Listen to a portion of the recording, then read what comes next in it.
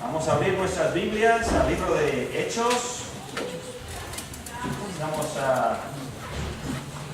arrancando en el primer capítulo. Hemos visto los primeros 4 versículos del libro de Hechos, escrito por el médico amado Lucas a un señor que se llama Teófilo.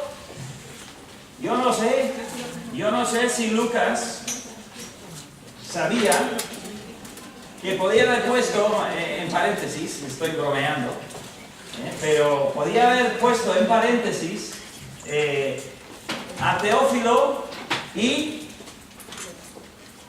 a todos los que leen de la Biblia por todos los siglos que vienen, también a vosotros, porque evidentemente no lo escribió solo a Teófilo. Pensaba él igual que era una carta a Teófilo. Pero Dios cogió lo suyo, lo poco, y lo hizo enorme. Y así es Dios. Tantas veces Dios coge algo pequeño hecho por un siervo sencillo, honesto, humilde, y de algo pequeño Dios hace algo grande. Como el niño con sus panes y sus peces, ¿te acuerdas? Él venía con eso para alimentarse a sí mismo. Igual venía con algún hermanito o algo así. ¿Y qué hizo el Señor con lo que él tenía? Dio a miles y miles y miles de personas a comer de su pequeña bocata. Entonces, ¿qué nos dice a nosotros esto? Que nosotros puede que deberíamos ser humildes, sencillos, pequeños, insignificantes. Pero si amamos a Dios de verdad y hacemos lo que hacemos para Dios, en cualquier momento que Dios quiera, puede coger un detalle que hemos hecho y lo puede ampliar hasta ser de bendición a miles. ¿Por qué no? Millones. ¿Qué cosa, En fin, o nos llamamos Teófilo o simplemente entendemos que se escribió a nosotros también. Entonces, hemos visto el hecho la semana pasada, miramos un poco con detalle el tema de los milagros o de las evidencias, las pruebas indubitables que Jesús dio a sus discípulos para que no tuviesen ni una sola duda, ni una pluma de duda de que Él estaba vivo y que había resucitado y que estaba con ellos. Y con esa confianza de haber visto y haber tocado y haber comido con y conversado con el Señor Jesús resucitado, los discípulos podían ir paso para adelante, podían tomar un segundo paso. Pero creo que comenté, no sé si llega a terminarlo el domingo pasado, que una cosa es el conocimiento del Señor Jesús resucitado. Una cosa es saberlo. Pero otra cosa es compartirlo con poder. Es otra cosa. Hace falta algo más que solamente conocimiento. Yo he conocido a personas que conocimiento de la Biblia tienen mucha. Poder con los demás no tienen casi ninguna. Influencia. ¿Por qué? Porque igual tienen mucho conocimiento, pero no van llenos de lo que necesitan para que la gente les haga caso y les escuche y diga, pues, la gente pasa de ellos. No tienen, algo les falta, aunque conocimiento tienen. Y los discípulos ahora tenían un conocimiento muy claro de que Jesús había resucitado. Entonces, vamos al versículo 5, que es donde dejamos el domingo pasado, y vamos para adelante entonces. Dice, Jesús está hablando, les acaba de decir que debían de esperar la promesa del Padre que vimos la semana pasada, que era el Espíritu Santo, la venida del Espíritu Santo. Ahora los discípulos no entienden qué es eso. Ellos saben del Espíritu Santo, pero no entienden a qué estamos esperando. ¿Cómo va a venir el Espíritu Santo? Tú te vas a marchar y ¿qué va a pasar? No tienen ni idea, ¿no? Ellos no han leído Hechos. Está todavía por hacer. Entonces están entrando en territorio nuevo, como todos nosotros, ¿no? Cada día estamos entrando en un día nuevo, no sabemos qué va a hacer Dios. Y ellos entonces, pisando para adelante, dice el versículo 5, porque Juan ciertamente bautizó con agua, mas vosotros seréis bautizados con el Espíritu Santo dentro de no muchos días. ¿Por qué saca eso? ¿Por qué saca el tema del bautismo de Juan? Bueno, en parte para dar la ilustración de lo que va a hacer el Espíritu Santo. Habla del bautismo de Juan. Ciertamente bautizó con agua, algo muy común, un concepto muy común para los judíos, porque aunque Juan bautizaba a las personas arrepentidas, el verbo bautizar era muy común porque simplemente decía coger las vasijas incluso del templo o de casa o lo que sea, coges y lo metes en agua completamente, lo bautizas para limpiar o para purificar ceremonialmente o lo que sea, y se entendía ese concepto de que el objeto queda completamente mojado, hundido también, completamente mojado, como algunos que yo vi ayer cuando venía, que estaban corriendo y les había pillado ese chaparrón que no vino y estaban, yo vi el bici andando y la gente sin paraguas, estaban no bautizados, pero casi, les faltó poco, ¿vale? No podían haberse mojado más en el río, yo creo, y algunos con cara de filosofía, pero bueno, el caso es que Juan bautizó con agua. Dice, mas vosotros seréis bautizados con el Espíritu Santo.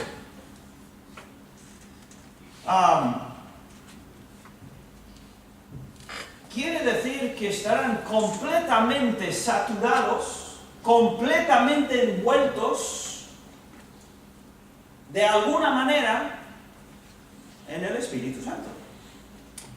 Controlados, saturados, llenos, controlados por el Espíritu Santo. ¿Cómo iba a suceder eso? ¿Cómo? Pues el Señor no se lo dice, ellos no tienen ni idea de cómo va a suceder, pero les lleva avisando. Desde hace tiempo el Señor les lleva avisando de que esto va a suceder. Ahora, la mayoría de estos señores, de estos discípulos, y también había muchos más que 12, habían más allí, en este caso hay 120 en un momentito, reunidos. Muchos eran gente muy sencilla. Hablaba Rubén hoy de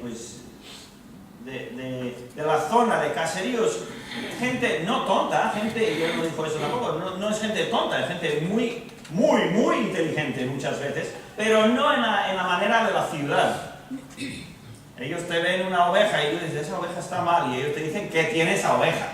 O sea, saben muy bien. O este árbol, porque anda... O sea, es un conocimiento de otra clase, pero en el tema de conferencias y de dar discursos y cosas así, no tenían realmente mucha enseñanza. Tenían haber estado con Jesús, pero antes de eso nada. Y el Señor les dijo, va a venir el Espíritu Santo y vais a ser bautizados, vais a ser llenos de Él. Y luego, bueno, veremos un poco más de lo que eso conlleva. Ahora, cuando una persona está llena del Espíritu Santo, haremos distinción entre lo que es la salvación y lo que es una persona que está rendida al Espíritu Santo, y el Espíritu Santo tiene control absoluto de como un caballo que está bien domado, bien entrenado, y con el toquecito más ligero de las riendas el caballo responde inmediatamente. ¿Por qué? Porque sabe que el que está amando sabe lo que hace y puede confiar, puede fiarse de él. Y ese caballo y ese jinete tienen una confianza absoluta y el caballo obedece inmediatamente, controlado por el jinete. Un buen caballo domado es una maravilla de ver, y verlo es muy bonito. Y el creyente bajo el control del Espíritu Santo, es sensible al Espíritu Santo. Y el Espíritu Santo le puede usar, le puede mover en cualquier momento, de cualquier manera, y que fácilmente es dirigido por el Espíritu Santo. Y luego hay algunos que somos tozudos. Igual el Espíritu Santo tiene que echarle la rienda ahí porque tenemos nuestra manera de ver las cosas, tenemos nuestra manera de vivir, tenemos nuestras metas, nuestros planes y nos hacemos difíciles de guiar y difíciles de usar. Él les dijo, va a venir sobre vosotros el Espíritu Santo y vais a ser bautizados dentro de no muchos días. Antes de seguir el siguiente versículo, cuando una persona está guiada por el Espíritu Santo, muy importante, para algunos de vosotros que tenéis un trasfondo bastante diferente a la que ahora estáis teniendo, la situación que estáis ahora, tenéis una situación donde en algunos casos se ha abusado mucho de la doctrina del Espíritu Santo. ¿Qué es lo que sucede cuando una persona está llena del Espíritu Santo? Peligroso hacer la pregunta, ¿no? Porque hay cada idea más rara. Hoy en día, cuando una persona está llena del Espíritu Santo, sale de su vida amor, gozo, paz,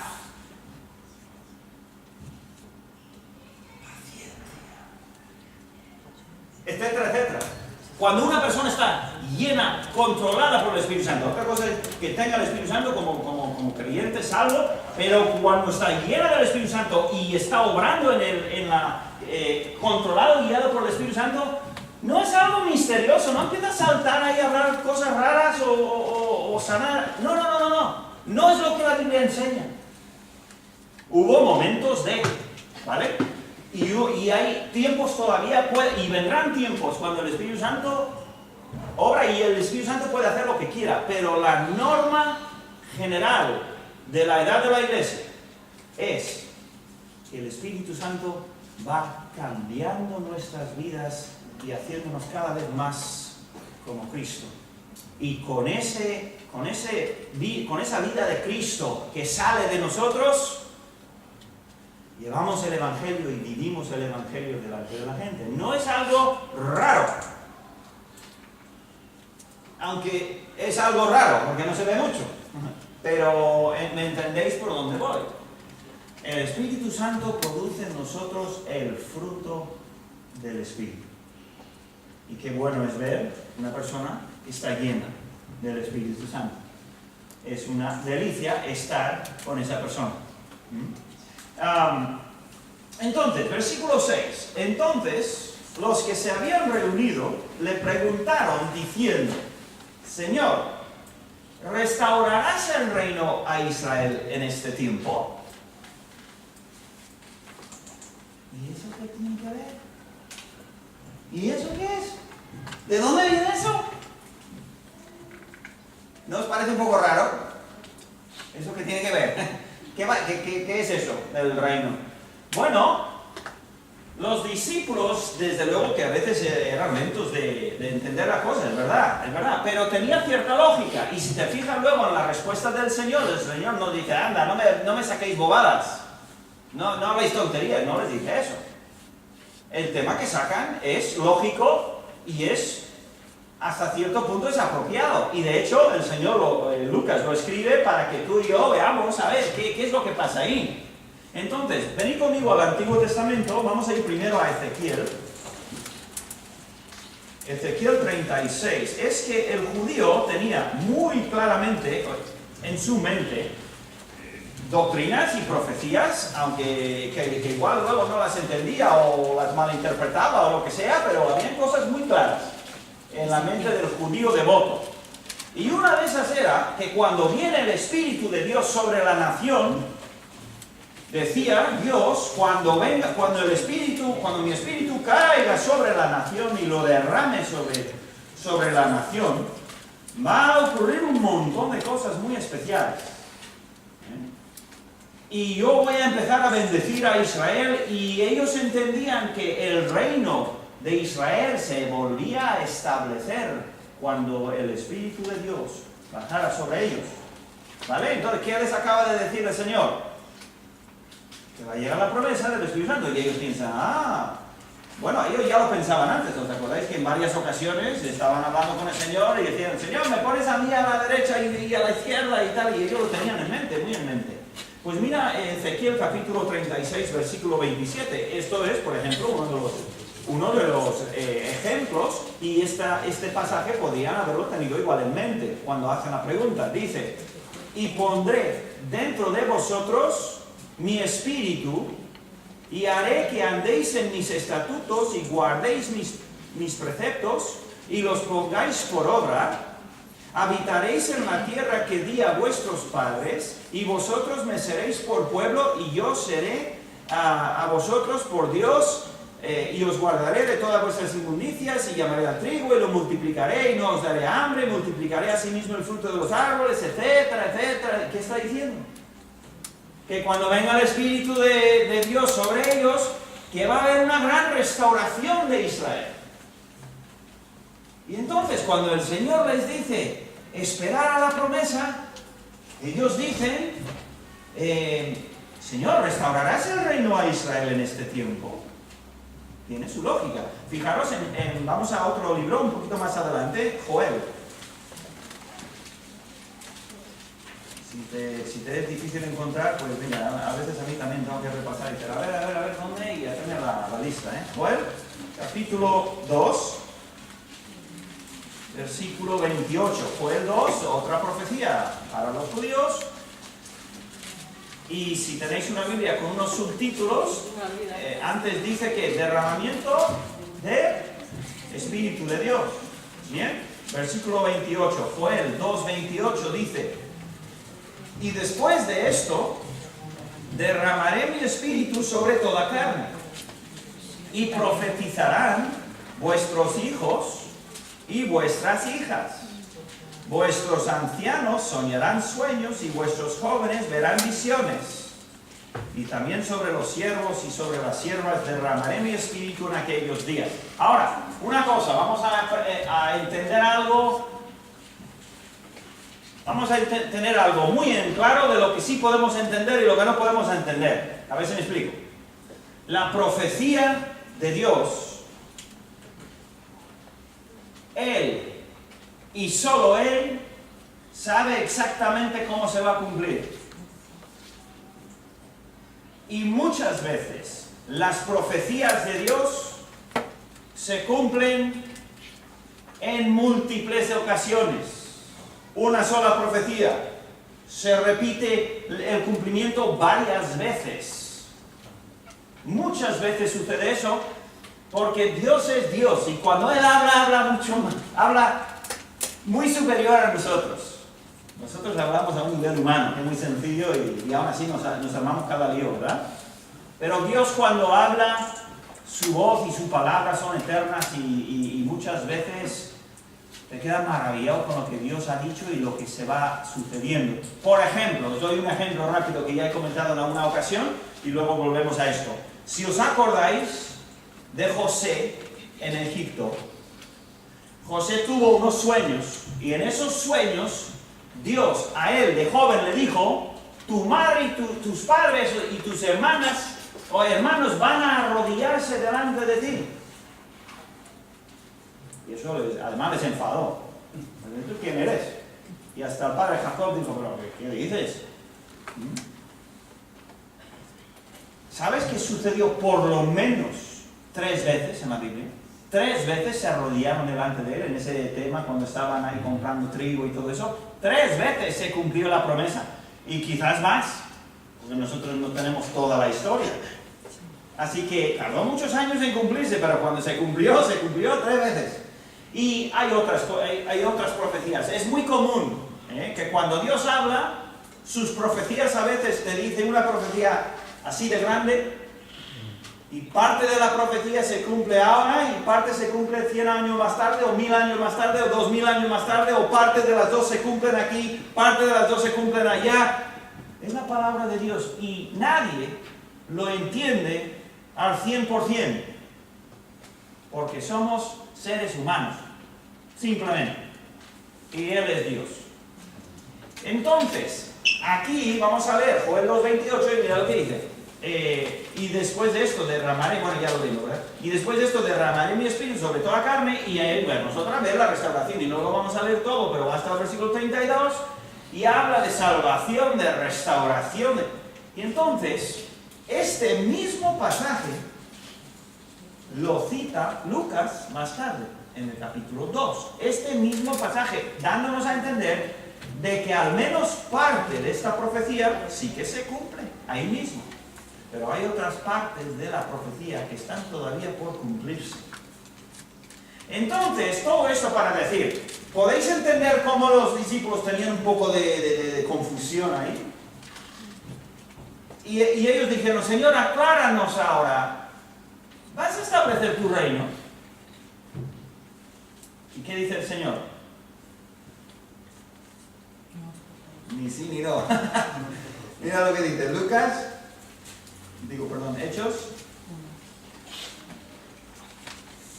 Hechos 1:7, y les dijo, no os toca a vosotros saber los tiempos o las sazones que el Padre puso en su sola potestad. Ni sí ni no. No les dijo.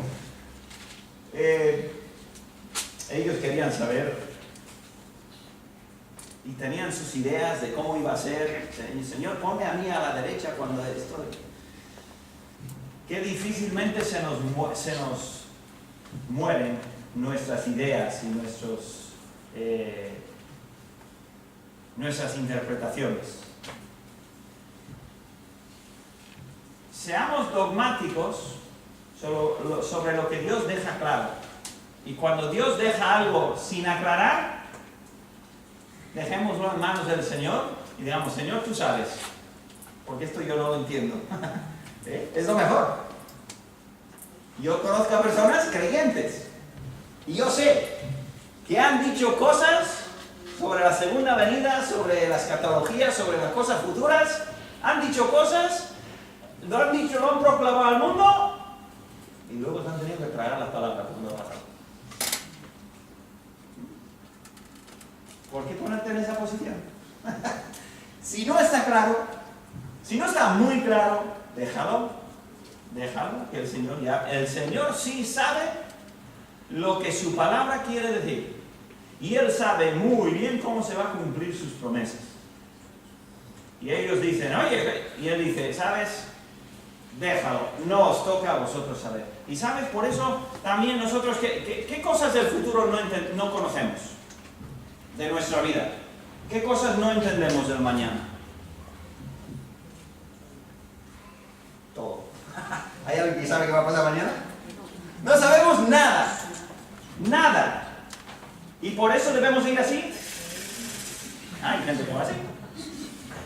Tiene miedo de todo. Tiene miedo de medicina, tiene miedo de no medicina, tiene miedo de transporte, tiene miedo de no estar en el transporte, tiene todo. ¿Por qué? Porque no conocen qué va a pasar mañana. ¿Qué?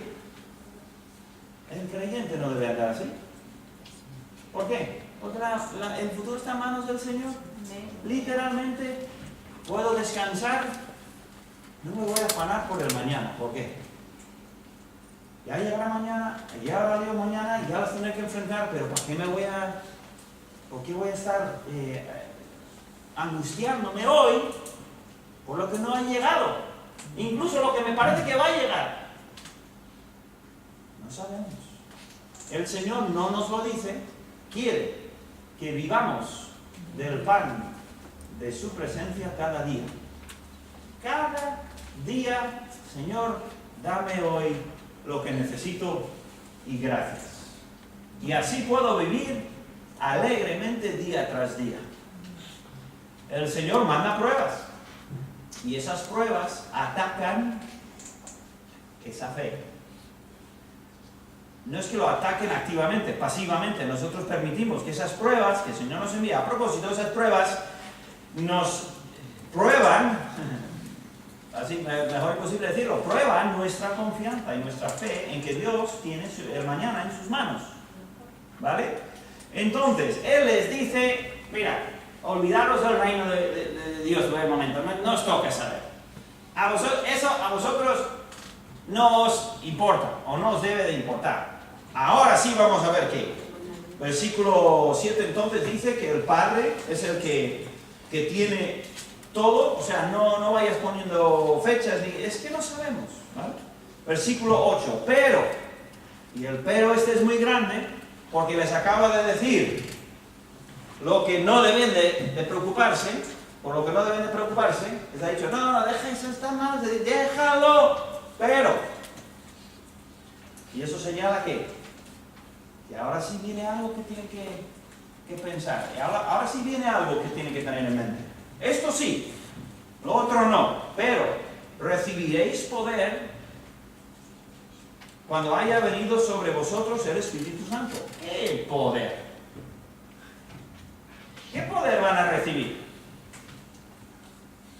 Van a recibir el poder de hablar y que la gente escuche y haga caso y preste atención y tome decisiones. Nosotros, como una pequeña iglesia del Señor, cuando nos separamos luego a la 1:00 cuando nos vamos para casa, la iglesia, nuestra iglesia, nuestra congregación, sale para diseminarse, para salir al mundo, para ser visto y oído, con el fin de que el Evangelio sea conocido. Algunos de una manera, algunos de otra, todos diríamos, pierdo oportunidades y no aprovecho oportunidades y queremos mejorar y queremos aprender. Pero, como dije antes, no es cuestión de saber solo, sino es cuestión de que el Espíritu Santo nos esté usando y tenga control de nuestras vidas. Y cuando tú sales por aquí, te encuentras con amigos, con amigas, con jefes o vecinos o lo que sea, queremos estar despiertos para entender que somos una luz que camina a favor del Señor, para el Señor. Con todos no puedes hablar, pero todos o muchos te ven. A mí me sorprende el número de personas que en un día medio bueno como hoy, el número de personas que pasa por ahí enfrente. Y créeme, de todos los pabellones que hay aquí, ¿en cuál se fijan? ¿Se fijan en el que tiene ladrillo, cartel y un montón de gente saliendo y entrando y qué contentos se ven? Espera. Incluso en eso estamos siendo una luz. ¿Cómo actuamos cuando salimos por la puerta? Mi pastor allá en USA suele decir muchas veces que cuando llega la gente a la iglesia, porque ahí vienen todos en coche, ¿no? Y el aparcamiento es muy grande y están llegando de todos sitios, llegan a la iglesia. Y él medio bromeando y medio no bromeando. Dice, los estoy viendo. Y antes de llegar a la iglesia, a veces veo algo. Y en el momento en que entra el coche, todos ahí están perfectos para la iglesia. Pero antes parecía, y él no sé cuántas veces o cómo lo habrá visto, igual lo ve antes de llegar él, porque también llega, igual viene detrás de algún hermano y ve ahí la discusión que se está llevando en el coche. Claro, cuando entra, de pronto, a la familia, qué bonito, sacar una foto, qué majos son, cómo se quiere. Entendemos lo que es eso, ¿no? Porque estamos acostumbrados y sabemos cómo debemos de ser. Y a veces, tal y como pasamos por una puerta, a un lado de la puerta somos una persona diferente que al otro lado de la puerta, ¿no? Qué triste, eso no debe ser así. Aunque entiendo que a veces sí debe ser así, porque la actitud que llevamos es pésima igual. Pero entendemos, ¿no? Debemos de ser el mismo o la misma. Todo el día en cualquier sitio. Debemos ser igual en casa que fuera de casa. Padres, tus hijos no deben de ver dos diferentes pares de padres. Los padres deben ser los mismos fuera que dentro. ¿Cómo nos cuesta? Porque ninguno de nosotros, ningún matrimonio, puede decir que tenemos una trayectoria perfecta. Nuestros hijos nunca nos han visto de desacuerdo y quizás decir cosas que no debíamos. No. Ser llenos del Espíritu Santo es ser siempre controlados por Él, dentro y fuera. Y ellos ahora, de una manera especial, dice, pero vosotros recibiréis poder cuando haya venido sobre vosotros el Espíritu Santo. Y ellos no saben qué es eso todavía. Y me seréis testigos en Jerusalén, en toda Judea, en Samaria y hasta el último de la tierra. Y esta palabra, con esto vamos a terminar, esta palabra es clave. Arranca el libro de Hechos aquí con esta palabra, porque esta palabra, de alguna manera,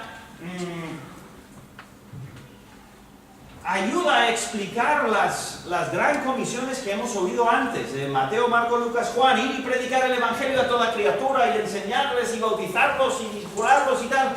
Y este versículo añade una palabra muy importante que antes no se ha visto en esos mandamientos, y es la palabra testigo.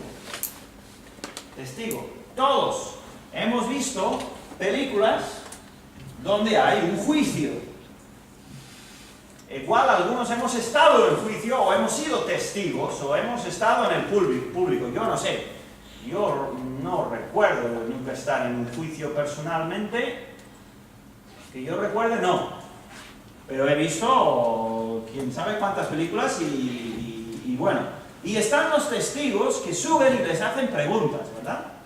Normalmente es el abogado, el que defiende, el que... no me acuerdo los términos. Pero les hacen las preguntas para sacar ¿qué? En teoría para sacar la verdad de lo que han visto. Dime lo que sabes. Dime lo que viste. Y sabemos también que los abogados, pues, y todos esos juicios, pues ahí hay muchísima política y todo eso, pero en realidad, en la escena que tenemos por delante, debía ser que todos, igual no el acusado, pero todos los demás quisieran ¿qué? Saber qué es la verdad. ¿Qué es la verdad? Y sacan testigos. ¿Y el testigo qué hace?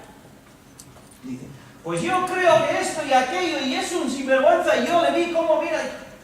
Y el testigo no empieza a sacar sus opiniones.